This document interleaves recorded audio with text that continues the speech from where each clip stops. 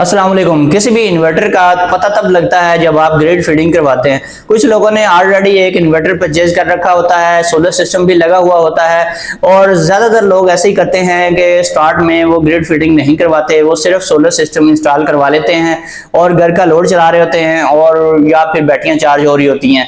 वो सोचते हैं कि कल कल ग्रिड फीडिंग के लिए अप्लाई कर देंगे, जब हमारा ग्रीन मीटर आएगा तब ग्रिड फीडिंग भी स्टार्ट हो जाएगी, कोई मसला नहीं होगा। ज्यादातर लोगों ने ऐसे ही करना होता है कि उन्होंने सबसे पहले सोलर सिस्टम लगवाना होता है, उसके बाद उनका जो मेन मकसद होता है वो यही होता है कि हमने इससे घर का लोड चलाना है या फिर हमारी बैटरियां चार्ज हो जाएंगी। और ग्रिड फीडिंग के लिए अप्लाई वो बाद में करते हैं, कुछ लोग 1 साल के बाद अप्लाई करते हैं, कुछ लोग फौरी तौर पे अप्लाई कर भी देते हैं, लेकिन उनका ग्रीन मीटर फौरी तौर पे अवेलेबल नहीं होता, उसमें कुछ टाइम लग जाता है। जब उनका ग्रीन मीटर आता है तो ग्रिड फीडिंग अनेबल करवाते हैं, तब उनको पता चलता है कि हमारा जो इन्वर्टर है वो इस काबिल ही नहीं है कि वो सही तरीके से ग्रिड फीडिंग करवा सके, उसमें कई फॉल्ट्स आते हैं, बहुत सारे मसाइल पैदा होते हैं। तब उन्हें पता चलता है कि हमारे इन्वर्टर का असल इम्तिहान तो अब शुरू हुआ है। सोलर सिस्टम लगवाते हुए सबसे जो मेन चीज होती है आपकी, वो होता है आपका इन्वर्टर।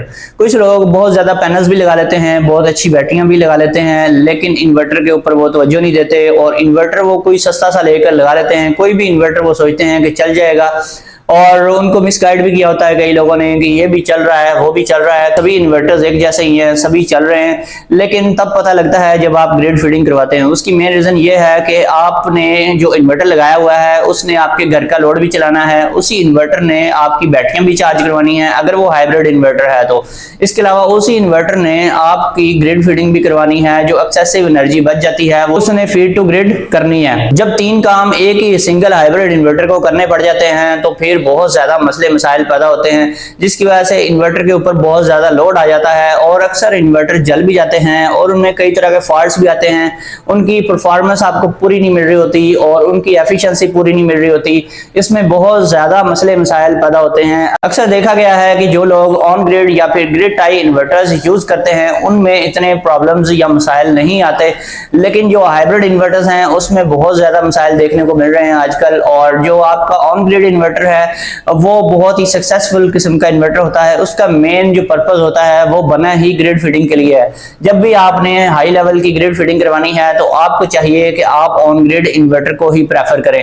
जब भी ऑन ग्रिड इन्वर्टर के जरिए ग्रिड फीडिंग करवाएंगे आपको कोई टेंशन नहीं होगी, आप एक दफा लगाएं और भूल जाएं। खासतौर पर अगर आपका बहुत बड़ा सिस्टम है, बहुत ज्यादा सोलर पैनल्स आपने लगाए हुए हैं, फिर आपको कभी भी हाइब्रिड इन्वर्टर नहीं यूज करना चाहिए। मैंने बहुत जगहों पे देखा है कि लोगों ने 6 किलोवाट के 2 अदर या 3 अदर इन्वर्टर लगाए होते हैं, उससे वो ग्रिड फीडिंग भी करवा रहे होते हैं, पूरी बिल्डिंग का लोड भी चलाया हुआ होता है और इन इन्वर्टर्स के ऊपर बहुत ज्यादा उन्होंने हैवी ड्यूटी लोड डालने के अलावा ग्रिड फीडिंग जब करवाते हैं तो फिर बहुत ज्यादा मसले मसाइल पैदा होते हैं। तो आपने इतने बड़े पैमाने पे ग्रिड फीडिंग करवानी है तो आपको चाहिए कि आप एक बड़ा सिस्टम लगवाएं, आप एक ऑन ग्रिड या ग्रिड टाई इन्वर्टर यूज करें जो कि 10 से 15 किलोवाट या इससे भी बड़ा हो। तो वो इन्वर्टर जो है उसकी कॉस्ट भी कम है, वो आपको सस्ता भी मिल जाता है और इसके अलावा उसमें फॉल्ट्स ना होने के बराबर हैं, उसमें कभी भी कोई मसाइल देखने को नहीं मिलते। आप किसी भी कंपनी का ले लें, उसमें IP65 में ही इन्वर्टर्स होते हैं। इसमें कई कंपनीज हैं जो आपको प्रोवाइड करती हैं, किसी भी कंपनी का आप इन्वर्टर परचेज कर सकते हैं। लेकिन जब आप हाइब्रिड इन्वर्टर के ऊपर ग्रिड फीडिंग करवाते हैं तो इसमें सबसे ज्यादा मसाइल देखने को मिलते हैं। कुछ लोग समझते हैं कि 3 किलोवाट या 4 किलोवाट का एक इन्वर्टर लेकर हम ग्रिड फीडिंग भी करवा लेंगे, घर का लोड भी चला लेंगे और उसी इन्वर्टर से अपनी बैटरियां भी चार्ज करवा लेंगे।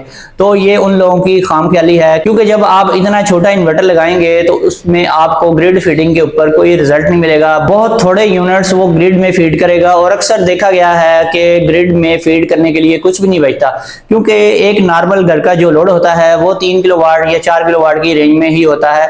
अगर आपका 1-2 किलोवाट का लोड है फिर भी आपको 3 किलोवाट का इन्वर्टर या 4 किलोवाट का इन्वर्टर कभी भी ग्रिड फीडिंग के लिए यूज नहीं करना चाहिए। तो ये तो होगी इस छोटे इन्वर्टर की बात। इससे बड़े इन्वर्टर जो हैं वो ही यूज करने चाहिए। अगर आप हाइब्रिड इन्वर्टर ही ग्रिड फीडिंग के लिए यूज करना चाहते हैं तो आपको मिनिमम 6 किलोवाट का इन्वर्टर यूज करना चाहिए।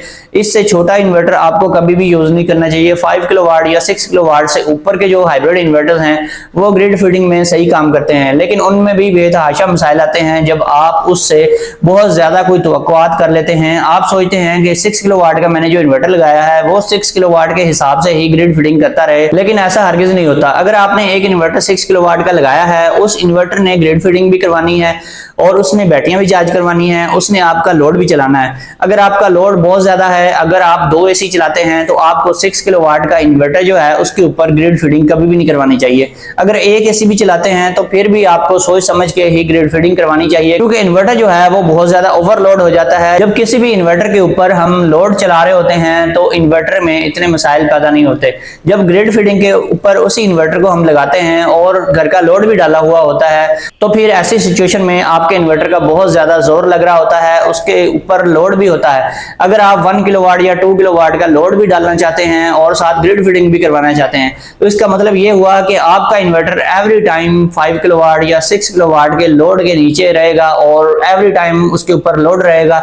इतना ज्यादा कंटिन्यूअस लोड जब किसी भी 6 किलोवाट के इन्वर्टर के ऊपर रहता है, उसका काम जल्दी तमाम हो जाता है, उसके कंपोनेंट्स बहुत ज्यादा वीक हो जाते हैं और उसमें जो मसले मसाइल आते हैं वो ये भी होते हैं कि आप उसके साथ बहुत बड़ी बड़ी जब सोलर की स्ट्रिंग्स लगाते हैं तो हाई वोल्टेज की ये जो स्ट्रिंग्स हैं आपको रिजल्ट तो बहुत अच्छा प्रोवाइड कर रही होती हैं, लेकिन आपके इन्वर्टर का भी साथ साथ बेड़ा गर्क कर रही होती हैं। आपका इन्वर्टर बहुत जल्दी डैमेज होता है, खास तौर पे जब आपने हाई वोल्टेज की स्ट्रिंग लगाई होती है किसी भी ऐसे इन्वर्टर के साथ जिसके साथ आप ग्रिड फीडिंग भी करवा रहे हैं। जब भी किसी इन्वर्टर के साथ हम ग्रिड फीडिंग करवाते हैं तो जितनी भी एनर्जी ऊपर से जनरेट हो रही होती है वो सारी की सारी उसने ग्रिड को फीड करनी होती है। ग्रिड फीडिंग का लोड सबसे गंदा लोड होता है। किसी भी चीज का आपके घर में जो भी लोड है उसका मुवाजना आप ग्रिड फीडिंग के लोड से नहीं करवा सकते, क्योंकि ग्रिड फीडिंग का जो लोड होता है वो एवरी टाइम इन्वर्टर के ऊपर होता है। जितनी भी एनर्जी फीड हो रही होती है वो सारी की सारी ग्रिड में जा रही होती है। जो भी आपका घर का लोड है या बैटरी चार्जिंग का खर्चा है वो सारा निकाल के जो बचता है उसने सारे का सारा ग्रिड को फीड करना है। इसका मतलब ये होता है कि आपका इन्वर्टर हर टाइम 70 to 80% या फिर 90% या फिर 100% तक लोड जो है वो बर्दाश्त कर रहा होता है, जिसकी वजह से वो बहुत ज्यादा हीटअप हो रहा होता है, उसमें कई किस्म के मसले मसाइल आ रहे होते हैं। जब किसी भी इन्वर्टर के ऊपर कई घंटों तक मुसलसल लोड रहता है तो उस इन्वर्टर का काम लाजमी खराब होता है, उसमें बड़े मसले मसाइल आते हैं। अगर आप चाहते हैं कि इसमें मसाइल कम आए तो आपको चाहिए इसमें छोटी स्ट्रिंग्स लगाएं, 6 पैनल्स की लगाएं या फिर 7 पैनल्स की लगा लें। अगर मैक्सिमम ही आपने लगानी है तो 8 पैनल्स की स्ट्रिंग्स भी यूज कर सकते हैं। इससे बड़ी जब स्ट्रिंग्स लगाते हैं किसी भी इन्वर्टर के साथ तो इन्वर्टर का जो कंट्रोलर है वो भी जल्दी खराब होता है। जब किसी भी इन्वर्टर के साथ बड़ी बड़ी आप स्ट्रिंग्स लगाते हैं 9 या 10 पैनल्स की, तो फिर आपका इन्वर्टर जो है वो जल्दी खराब होता है। इसके अलावा भी कई किस्म के फॉल्ट्स आते हैं जो मैं आपको नेक्स्ट वीडियो में बताऊंगा। अब आपको ये पता होना चाहिए कि आपने कौन सा इन्वर्टर परचेज करना है जिसके साथ आप सही तरीके से ग्रिड फीडिंग करवा सकें। इसमें सबसे जो टॉप पे इन्वर्टर्स हैं वो मैं IP65 के इन्वर्टर्स को रखूंगा। IP65 में जो टॉप लेवल पे इन्वर्टर्स आते हैं वो ऑन ग्रिड इन्वर्टर्स या फिर ग्रिड टाई इन्वर्टर्स जो हैं वही हैं, वो ग्रिड फीडिंग के लिए ही बने हुए हैं, उनमें कभी भी कोई फॉल्ट्स नहीं देखे जाते। और इसके बाद अगर आपने हाइब्रिड इन्वर्टर ही लाजमी लेना है तो आपको चाहिए कि इसमें भी IP65 के इन्वर्टर्स को ही प्रेफर करें। जब आप किसी भी IP21 वाले इन्वर्टर के ऊपर ग्रिड फीडिंग का लोड डालते हैं वो लाजमी खराब होता है, उसमें बड़े मसले मसाइल आते हैं और आपकी टेंशनें बढ़ती रहती हैं। अगर आप चाहते हैं कि आप रोज रोज सोलर इन्वर्टर्स के ऊपर पैसा बर्बाद ना करें तो आपको चाहिए कि अगर आपने IP21 वाले अच्छे से अच्छे इन्वर्टर के ऊपर भी ग्रिड फीडिंग करवानी है तो आपको चाहिए इनके साथ छोटी स्ट्रिंग्स लगाएं, बहुत ज्यादा बड़ी बड़ी स्ट्रिंग्स ना लगाएं, फिर फॉल्ट्स बहुत कम देखने को मिलेंगे।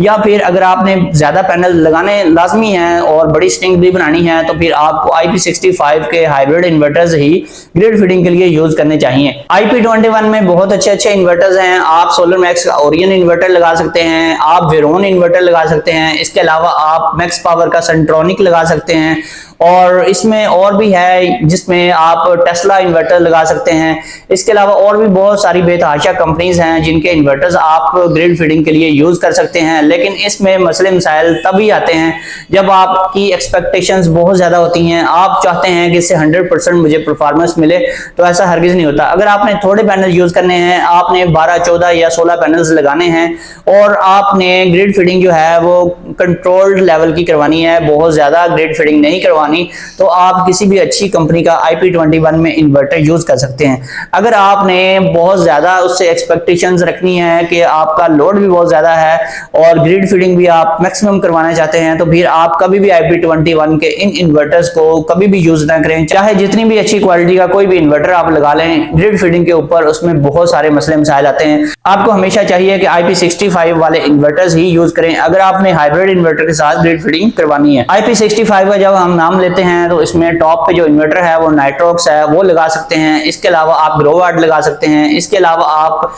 क्राउन एलिगो IP65 में भी अवेलेबल है, वो इन्वर्टर भी लगा सकते हैं। इसके अलावा आप इसमें ओनेक्स इन्वर्टर है सोलर मैक्स का, वो लगा सकते हैं। इसके अलावा भी और भी काफी सारे इन्वर्टर्स हैं। फ्लोरेंस का मैट्रिक्स इन्वर्टर भी है, आया कि उसमें काफी फॉल्ट्स भी आते हैं, लेकिन वो इन्वर्टर ग्रिड फीडिंग के ऊपर फिर भी ठीक है। आप सोफर इन्वर्टर भी लगा सकते हैं। IP65 के इन इन्वर्टर्स में इतने ज्यादा फॉल्ट्स कभी भी नहीं देखे जाते और इनकी परफॉर्मेंस भी बहुत अच्छी है। अगर आपने हाइब्रिड इन्वर्टर ही लेने हैं तो आपको IP65 के इन्वर्टर यूज करने चाहिए अगर आप ग्रिड फीडिंग भी करवाना चाहते हैं।